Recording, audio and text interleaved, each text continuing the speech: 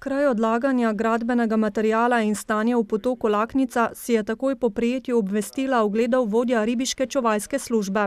Ugotovili smo, da pogina rib v potoku ni, torej do pogina rib ni prišlo. Neprimerno ravnanje, k sreči brez negativnih posledic za živalske vrste, je zaskrbljujoče tudi zato, ker ima Laknica status gojitvenega potoka, v katerem, trenutno sicer gorvodno, ribiška družina izvaja sonaravno vzrejo rib. Ampak v tem potoku živijo tudi zavarovane vrste rib in pa tudi vrste rib, katerih habitat je potrebno varovati. V interesu družbe je, da te ribe ostanejo, dodaja Vučkovič. V novomeški ribiški družini se strinjajo, da odlaganje gradbenega materiala tja ne sodi.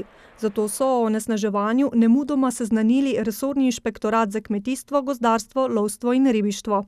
Inšpektor je pa potem posredoval to obvestilo naprej Inšpektoratu Republike Slovenije za okolje in prostor, ki je neposredno pristojen za izvrševanje teh predpisov. Okoljski inšpektorat so o primeru obvestili tudi v novomeški območni enoti Zavoda za varstvo narave. Gradbeni material sigurno ni sestavni del vodotoka, ni sestavni del brežine, zato ocenjujemo, da tam ne sodi. Ukolikor bomo vprašani za strokovno mnenje, kaj naj se z njim naredi, bomo predlagali odstranitev. Preprečevanje erozije brežin z gradbenimi odpadki je tako povsem neustrezno, a do nje sploh ne bi prišlo, če lastniki kmetijskih zemljišč pri tem ne bi prekomerno odstranjevali obrežne zarasti. Z obrežno zarastjo je seveda dovoljeno upravljati in jo vzdrževati, ampak ne na način, da se jo izkrči v celoti. Še več, v Zdravcih bi morali lastniki kmetijskih zemljišč pridobiti ustrezno dovoljenje.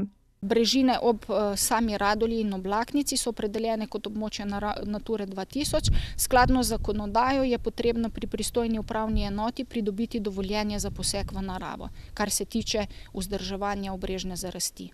Podlaga za izdajo dovoljenja je strokovno mnenje Zavoda za varstvo narave, a kot dodaja Kinkova, zanj sploh še niso bili naprošeni. Kazni za takšno odlaganje odpadkov so sicer smešno nizke. Po uredbi o odpadkih znaša globa za posameznika od 100 do 300 evrov, po zakonu o vodah pa bo posameznik za kršitev plačal od 400 do 1200 evrov. Precej višje so kazni za samostojne podjetnike in pravne osebe. Dodajmo še, da se okoljska inšpektorica na teren še ni podala.